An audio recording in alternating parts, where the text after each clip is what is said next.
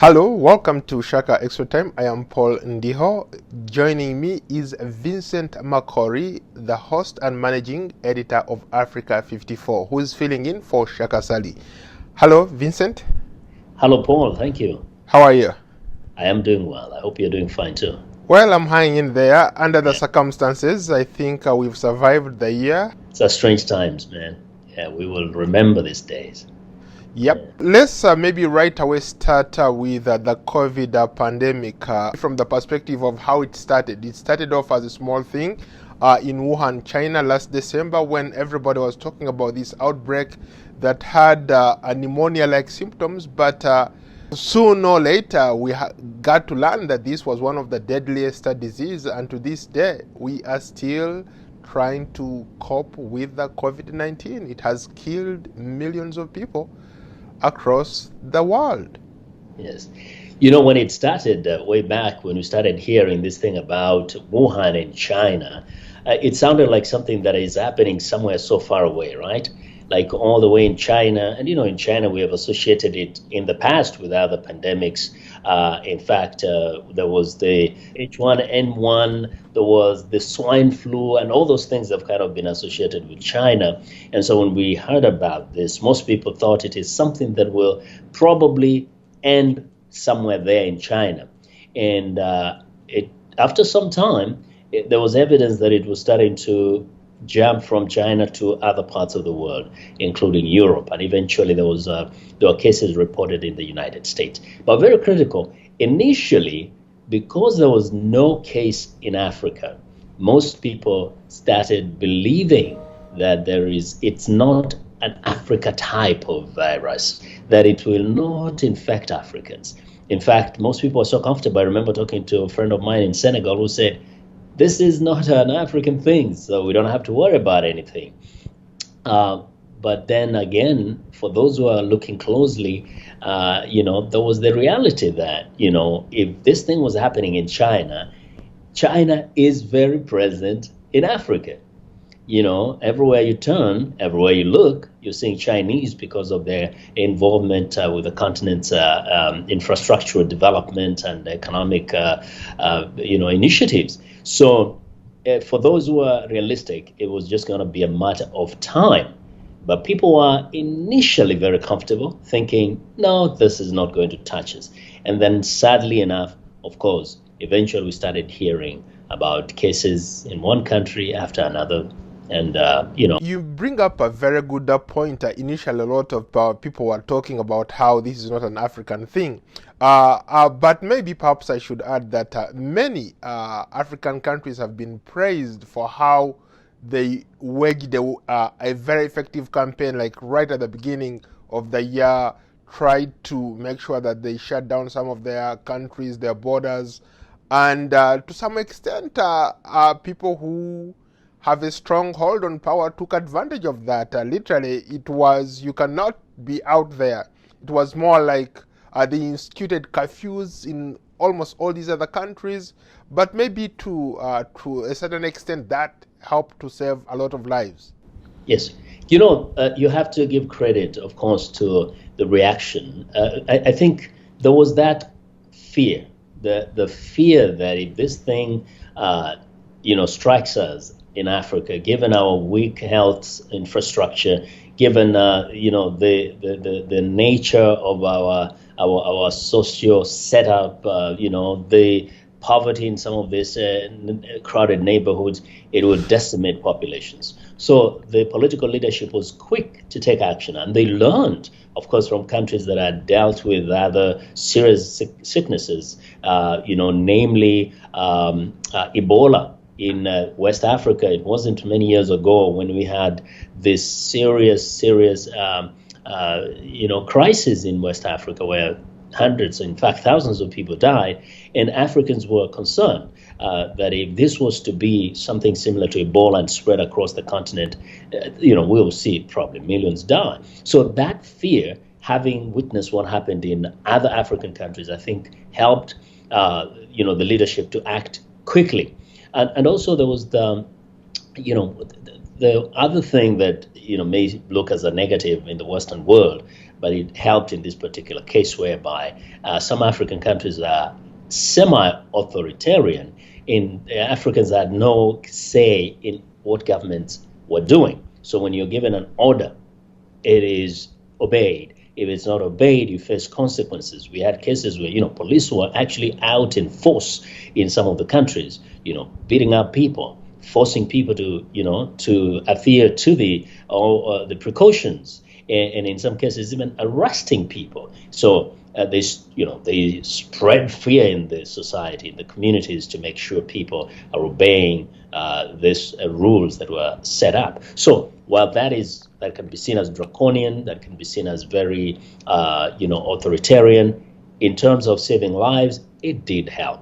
And it has, to some extent, up to today, I think, can be credited to have helped save many, many lives across the continent. What do you make of the fact that despite what we've seen happen here in the Western world, especially here in the United States, in Europe, across the Americas, things have been really, really bad compared to Africa, a population of over 1 billion people, but the numbers are still very, very low compared to what we see in the West.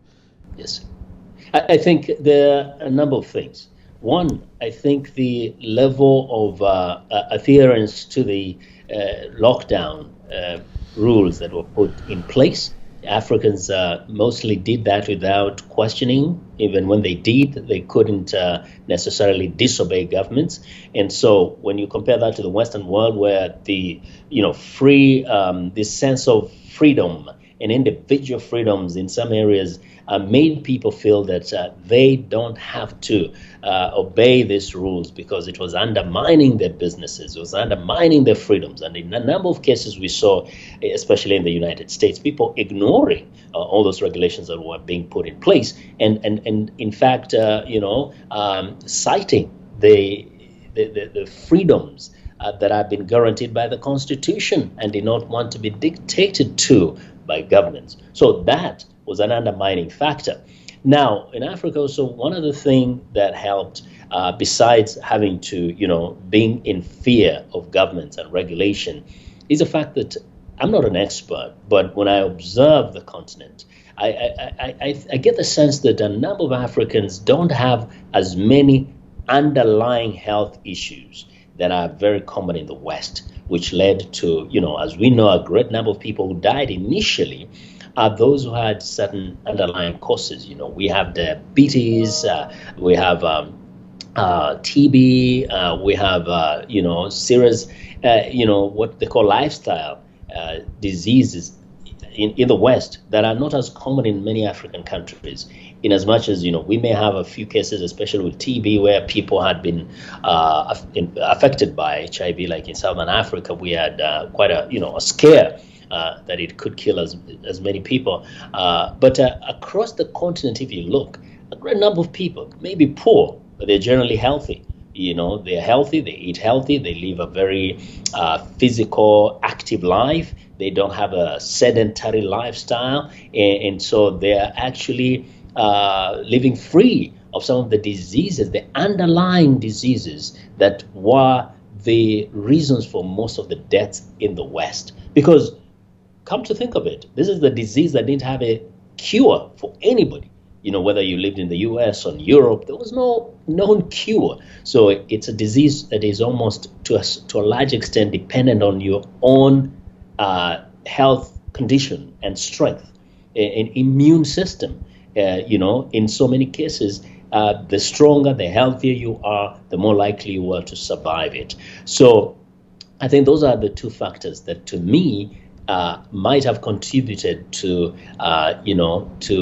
reducing the number of infections and also the number of deaths on the continent. Earlier we talked about how some leaders on the continent imposing curfews, lockdowns, but most of these countries have since then relaxed those some of those guidelines, some of those curfews. And what we've seen a surge in the number of cases, the number of deaths. When I talk to my parents who are in southwestern part of Uganda, a district called Lukonji, they tell me they've begun to see a lot of increases in death of COVID-related cases. People are dying, so which means once the governments relaxed some of these measures, people started, going about their business, and people are dying. You go to any hospital in Uganda, in Kenya, people are dying of COVID. Hospitals are packed. The African governments did not have, they did not have in place systems to cushion the citizens against the impact of COVID-19, especially the economic impact. And then you have to realize that when people have to choose between starving to death, feeding their children, or taking a risk, with a virus out there, at some point they just have to take the chance, because you can't just sit at home and wait to die. Now, a great number of our people on the continent are engaged in informal sector employment. They are not employed by the government. They're self-employed, or they work in small little concerns where they only earn when they work. Now, governments put down these lockdowns, said people shouldn't go anywhere, but they didn't give people anything to live on. You needed to pay rent. Some people have to feed their children. They needed to take care of so many other issues. And there was nothing forthcoming from governments. We know that there were funds that had been sent, or rather given to some African countries to help, help people who are affected seriously. And what happened? Corruption took the better of most of these leaders. And we know that in a number of countries, millions of dollars was stolen by the political elite. We have millionaires who have come out of COVID-19. We have COVID-19 millionaires. Some are politicians or relatives of politicians or well-connected people to the system. So if these monies had actually been properly channeled to those who are seriously affected economically, give them some kind of economic relief. We've seen this happen in the US. This is the most powerful country in the world. But look, what is happening? Over those months, the government was finding ways to try and cushion people against the impact of the economic devastation. People have been given some money. People have been given some relief. There were discussions on how do we deal with this. What do we do with those people who work in hotel industries who couldn't continue serving because of the reality of the moment? What was going to happen to the small businesses that relied on customers but who could not come in? And we've seen people fight to get some, government support. Now, if this can happen in a wealthy country, how about in the less developed countries where people literally live from hand to mouth? People got to a point where they were desperate. They had to survive. So a great number of people, and I spoke to some, they said, what am I supposed to do? I have to go out there and do something. And what do they do? Go to marketplaces, which end up being crowded. And some of these people get to a point where even these PPOs are no longer available to them because, hey, they don't have the means to get them. They were supposed to be distributed for free in some of these places. They don't get them. So that, I think, has become a reason why we saw this surge in COVID infection cases and deaths. You just brought up a very good point here. You talked about how even here in the Western world, we've seen how people are struggling. You see lines, miles and miles of people in their cars waiting to get a food donation. And we live in a country where most people have a little bit of cushion. You either have savings or you have a stable job that gives you an income. But a lot of people on the continent don't have that. So there are people who have even argued that there was even a more potent virus, which is the hunger. And our governments were not prepared for that kind of stuff, even though they instituted these lockdowns, but they didn't think about how can they avoid that hunger. People died as a result of hunger. These were already vulnerable populations. I mean, these are people who, on a normal day, they only they eat today, and they may not know where they'll get the next meal, and they have to go out and try to do something, whether they're selling somewheres in the marketplace or they're trying to, to find a little day job. There are people who literally go to a factory, line up, and work and get paid on that day for what they did on that day. And then you say, hey, we're going to have a lockdown for the next 3 months, 4 months, 6 months. This person is home. If you're selling umboga on the street, exactly. Yeah. So you're not selling your umboga, you're not selling your oranges or mangoes on the street, you're not selling your bananas. Matoke is from my village. How do you expect this person to survive? They may be there for 1 week or two. After some point, they just give up and they give in. So many people would say, yes, I know there's a virus out there, but what do I do? In fact, we had some of the people in this story say, what am I supposed to do? My children are looking at me and expecting something to eat. No government has come around to give me something. For me, it hit home because my young brother was stuck in Ghana for 6 months. My sister, you met her, she lives in Nairobi. She was stuck in Uganda. Her family was in Kenya for about 6 months. I mean, it was really tough on my end. But let's maybe shift to another topic, elections. There were several elections. There were some that were more exciting than others. But largely, most of the elections that happened during this period or during this year, 2020, they were not surprising. In most cases, we have more of the same. There was no change. There was...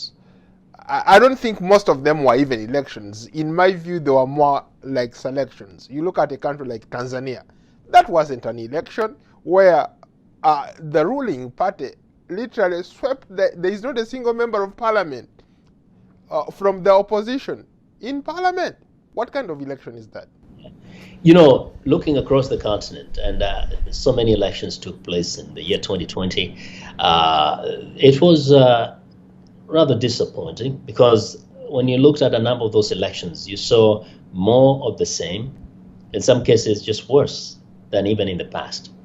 And one would have expected that, after many years of, holding elections and the continent striving to walk on the path of democracy and smooth, election, that something would look a bit different. But no. Now, you gave an example of Tanzania. Tanzania has been credited for being a peaceful country that has held elections after every 5 years. We have seen a transfer from one president to another. But what is very characteristic about Tanzania is that it has remained a country ruled by the same party since independence, Chama cha Mapinduzi, which used to be called TANU before. And one would have hoped that because the country, or rather the party, is confident enough, given that it has the legacy of Mwalimu Julius Nyerere, a great number of people still have that affinity to the party because of the history of it, the connection with Mwalimu Julius Nyerere, and it has quite a following.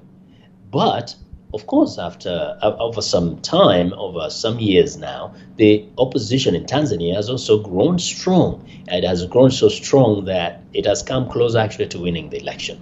So it has been very sad to observe the ruling party intimidate the opposition. In fact, in some cases, literally make it impossible for the opposition to participate through the muzzling of the media, so that the opposition cannot have their message go out freely, through denying the opposition the freedoms to campaign. In fact, in some cases, arresting the opposition politicians. So they created a very uneven playground for the elections that just happened in the year 2020, and it was so sad, because one thought it was totally unwarranted, given that generally Tanzanians, a great number of Tanzanians, I think, have strong support, give a lot of support to the Chama cha Mapinduzi, they did not need to create that atmosphere of fear, which led to what you've seen, a very lopsided result where the opposition is absent. And soon after the election, what did we see? In fact, the main presidential candidate of the opposition, Tundu Lissu, had to flee the country and seek asylum elsewhere. Other political players also had to leave the country. Now, when your leaders, when your political leaders have to leave the country to go elsewhere in order to feel safe, one needs to reflect about where the country is. So Tanzania seemed to have not made as much progress democratically in as much as it holds the election, which again helps us to appreciate that holding periodic elections does not equal true democracy. It does not equal development and progress in the political, in terms of the political growth of a country. No. One could ask, what's wrong with East Africa? I mean, we've seen elections in Ghana. The elections in Ghana this time around were not perfect, but at least there were elections. At least the will of the people counted, right? Even though they've had issues, the opposition refused the election outcome, but chances are that they cannot overturn that election from talking to people. But we also saw across in Ivory Coast, in Guinea Conakry, Alpha Conde in his 80s wanting a third term. This guy, Alassane Ouattara in the Ivory Coast, changing the constitution to hang around for a third term. What's happening really? What's going on with these leaders? Yes, it tells you a lot about, personally I've always said, you can't just put your trust in individuals, in politicians, because they're driven by the same spirit, that of personal ambition. And they, given the opportunity, they will want to stay in power forever. And that is why you would be, you observed in Ivory Coast, for a person who came to power the way he did, Ouattara was a person that somebody thought would become the beacon of hope for democracy in that region. And here he clamors, he manipulates the system to run for a third term and makes that weird argument people do that, because we changed the constitution, the other term does not really count. That is a very lame excuse to hang on to power. It doesn't matter how popular you are. It doesn't matter how good you think you are. What I think when you look at, Alpha Conde and look at Ouattara and look at so many other of these other countries where those in power want to find a way to continue staying, it's actually a disdain for the citizens. It is a show of disrespect to the nation, where an individual wants to tell you that he is the only person out of the millions of people who reside in a country that can run the country. Then what happens to his country? If he thought he's the only person who is good to run the country, what happens if he drops dead? A person who does not prepare for leadership, for the next leader, who does not prepare his country for transition, who does not allow other people in the country to ascend to positions of leadership and steer the country forward, is a selfish, self-centered person. There's no other way. Why can't people take a cue from Nelson Mandela? Nelson Mandela could have stayed in power at least for a second term. Who knows? People could have even wanted him to stay for a third term. Or even for life. He had been in prison for 27 years. People spent their lives fighting for his release and just could not even dream of a day when he would become the president. When he became the president, it was surreal. It wasn't like they thought it's a dream. But Nelson Mandela said, one term is enough.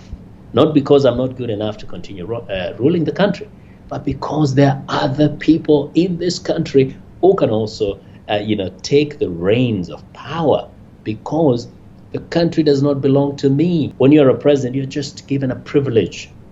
It's an honor to be the president. You do not own the country.